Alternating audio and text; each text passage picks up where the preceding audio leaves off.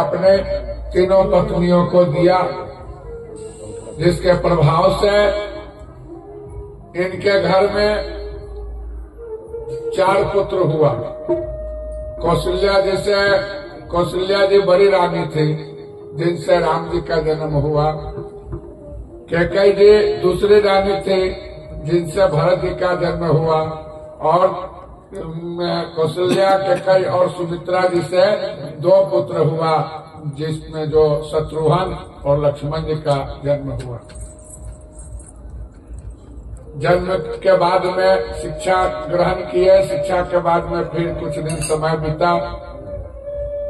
हमारे विश्वामित्र जी प्रायः यज्ञ किया करते थे, और यज्ञ में दानव लोग आकर के वहाँ परेशान किया करते थे। यह जहाँ यज्ञ करते थे वहाँ पर मारीच था, तारका और सुबाहु, ये तीनों का तीनों वही रहते थे। ये लोग आकर के यज्ञ विध्वंस किया कर दिया करते थे। और जब यज्ञ विध्वंस हो जाता, इस प्रकार से ऋषि महर्षि भी दुखी रहने लगे।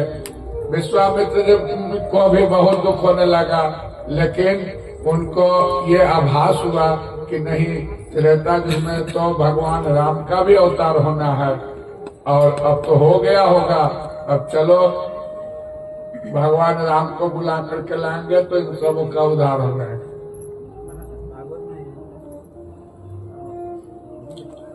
विश्वामित्र जी चले वहां से अवध अयोध्या नगरी में, और राजा दशरथ जी से मांग किए। राजा दशरथ जी अपने पुत्रों को देने के लिए तैयार तो नहीं थे, लेकिन वशिष्ठ जी के बताने पर राजा दशरथ जी विश्वामित्र जी को राम और लक्ष्मण भेंट किए। अब वहां से राम और लक्ष्मण को लेकर के चले तो यहाँ बक्सर आए। बक्सर में तारका, सुबाहु और मारीच रहता था। भगवान पहले तो अहिल्या का उद्धार किया, फिर यहाँ विश्वामित्र जी जग प्रारंभ किए, जिसमें वो असुर लोग तारका, सुबाहु ये सब आकर के शोर मचाने लगा, जिसको भगवान तुरंत परम धाम को पठाए। और मारीच को तो एक ही बार में केवल बाण के फर से ही वह बहुत दूर जाकर के 7 योजन जाकर के अलग गिर गए। वहां जाकर के मारीच रहने लगा। इसके बाद धीरे धीरे भगवान दोनों भाई विश्वामित्र जी के साथ जनकपुर पहुंचे, जहां इनको धनुष यज्ञ में प्रवेश हुआ। और धनुष यज्ञ में जाकर के इन्होंने धनुष का भंग किया। धनुष यज्ञ में धनुष को भंग करने के बाद मैया सीता यहाँ भगवान राम जी को मालार्पण की। दोनों राम जी भी सीता जी को माला पहनाते हुए दोनों आपस में एक ये गंधर्व विवाह करते हैं। ये विवाह हो गया। आगे चल करके फिर जनक जी जो वहाँ का लोकाचार जो विवाह था इस प्रकार से किए। आइए एक भजन सुना दीजिए। आजू जनक पूरा मारवा बड़ा सुहावन लागे। आजू जनक पूरा मारवा बड़ा सुहावन लागे। आजू जनक पूरा मारवा बड़ा सुहावन लागे।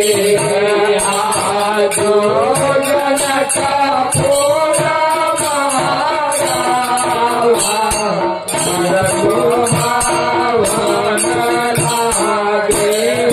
सीता जी के चलेला हरा दिया मन बावन लागे। सीता जी के चलेला हरदिया मधुमावन लागे आजू जनकपुर मारवा मन पावन लागे आजू जनकपुर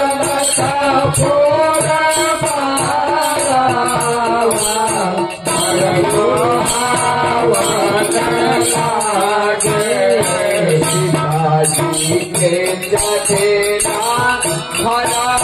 हरदिया मन भावन लागे जी के चलेला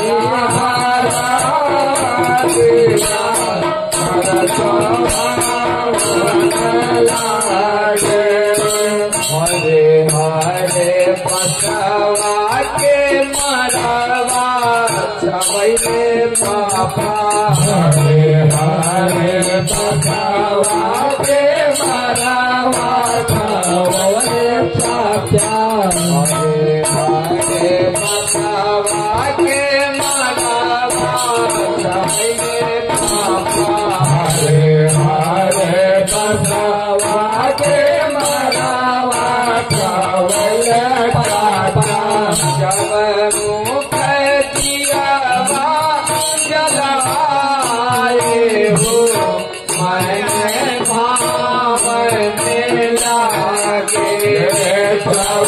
मुख दियावा जलाए हो मन भावन लागे जब मुख दियावा जलाए हो मन भावन लागे जब मुख दियावा जलाए हो मन भावन लागे जी के चलेला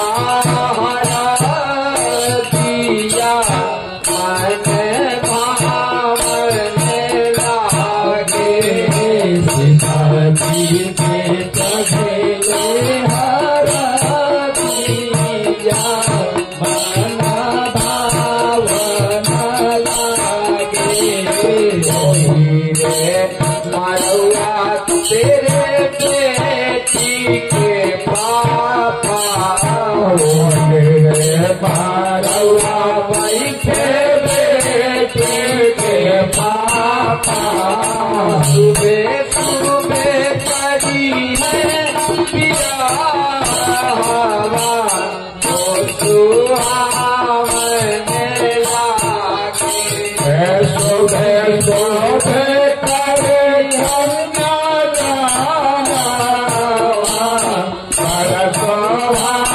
सुहावन लागे सुबह सुबह करिए कन्यादान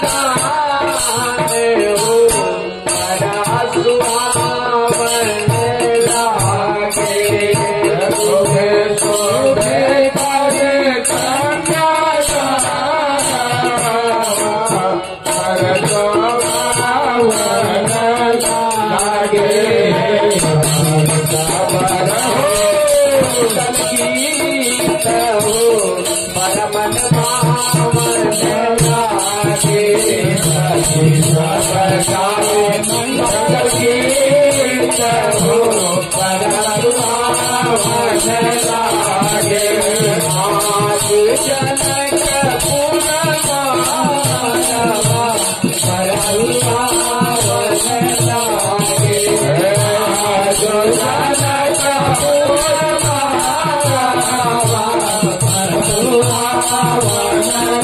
जनकपुर सीता जी के चलेला हरदिया मन भावन लागे सीता जी के चलेला हरदिया मन भावन लागे जनकपुर मारवा